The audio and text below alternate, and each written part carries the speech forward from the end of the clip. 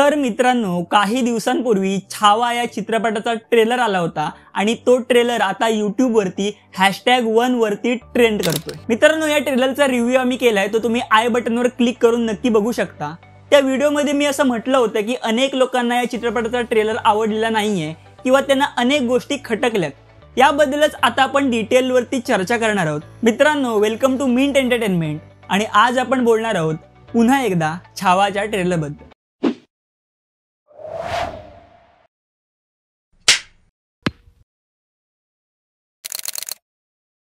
मित्रांनो, कसं आहे ना, छत्रपती शिवाजी महाराज किंवा छत्रपती संभाजी महाराज यांच्यावरती जेव्हा एखादे कंटेंट येतो किंवा एखादा सिनेमा येतो तेव्हा या विषयांशी आपण भावनात्मक दृष्ट्या इतके घट्ट जोडलेले असतो, त्यामुळे बऱ्याचशा गोष्टी आपल्याला पटत नाहीत किंवा खटकतात।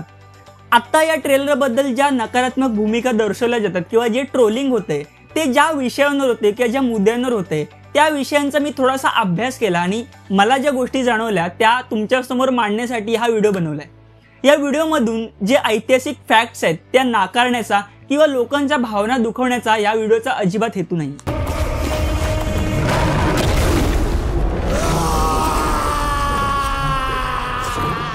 तर सगळ्यात पहिली आणि महत्त्वाची टीका ही केली जाते की आपल्या राजाला किंवा महाराजांना स्क्रीनवरती नाचताना बॉलिवूड कसं दाखवू शकतं, हे खूप लाजिरवाणं आहे। पण आपण जर नीट बघितलं तर आपल्याला लक्षात येतं की ते लेझिम नृत्य आहे आणि लेझिम नृत्य हा एक पारंपरिक खेळाचा प्रकार आहे आणि यामध्ये असणाऱ्या ज्या स्टेप्स आहेत, विकी कौशलची सोलो स्टेप असू दे किंवा त्यांची येसुबाईंबरोबरची स्टेप असू दे, ह्या सगळ्या स्टेप त्या पारंपरिक लेझिम प्रकाराशी खूप संलग्न आहेत। आता खांद्याला लावून लेझिम खेळणं हा लेझिम खेळाचा प्रकार मला कुठे सापडला नाही, त्यामुळे त्याच्यावर मी भाष्य करू शकणार नाही। मात्र इतर सगळे प्रकार हे पारंपरिक लेझिम प्रकाराला धरून कोरिओग्राफ केलेले आपल्याला पाहायला मिळेल। पण नक्की हा डान्स प्रकार किंवा हे गाणं चित्रपटात नक्की कुठल्या प्रसंगात येतं किंवा कुठल्या पॉइंटवर येतं हे बघणं महत्त्वाचं ठरणार आहे। कारण लेझिम हा प्रकार शुभ प्रसंगी सुद्धा खेळला जातो आणि व्यायामिक दृष्ट्या सुद्धा तो खूप महत्त्वाचा असतो।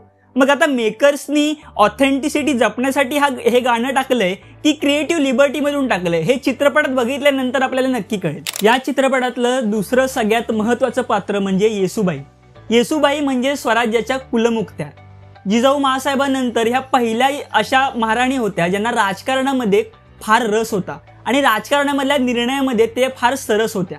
त्यांनी केलेल्या न्याय निवाड्यामध्ये इतकी पारदर्शकता असायची की कुणीही परत त्यावर शंका घेऊ शकायचं नाही।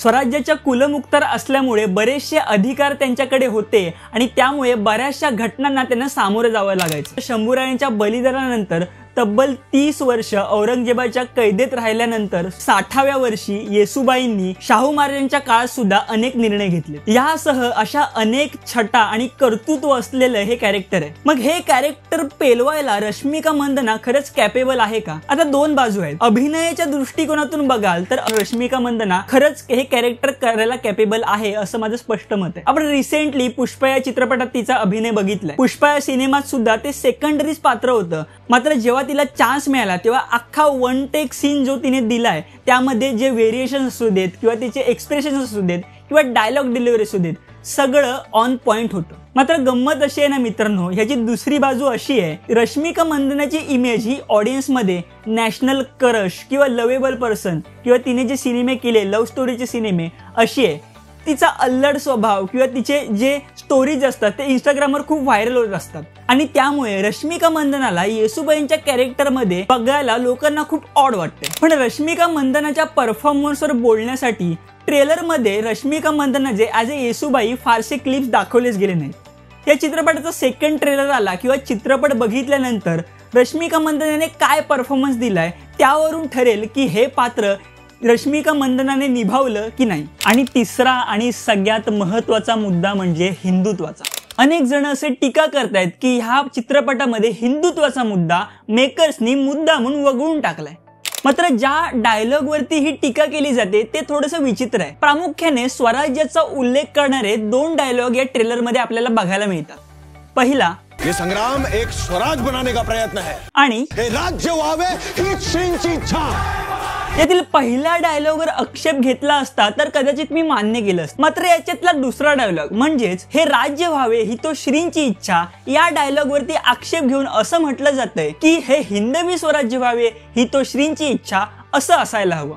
आणि यातून हिंदवी हा शब्द मुद्दामून मेकर्सनी काढून घेतला। पण खरं तर हे ऐकल्यानंतर मला असे जुने अनेक संदर्भ आठवले ज्यामध्ये हा डायलॉग असाच्या असा वापरण्यात आलाय आणि त्यावेळेस त्यावर आक्षेप सोडा, उलट त्या गोष्टी प्रेक्षकांच्या खूप पसंतीस पडल्यात। हे राज्य व्हावे ही तर श्रींची इच्छा, कारण हे राज्य व्हावे ही तो श्रींची इच्छा, हे राज्य व्हावे ही श्रींची इच्छा होती। मालिका आणि चित्रपटच कशाला, बाबासाहेब पुरंदरे यांनी लिहिलेल्या राजा शिव छत्रपती या शिवरायांच्या चरित्राच्या पुस्तकामध्ये सुद्धा एक प्रसंग पाहायला मिळतो ज्यामध्ये शिवराय आपल्या सवंगड्यासोबत बोलत असतात आणि तिथे असा उल्लेख पाहायला मिळतो की शिवबाची जगदंबेवर नितांत निष्ठा होती, तो आपल्या जीवलगांना म्हणे येथे आपले राज्य व्हावे हे श्रींचे मनात फार आहे।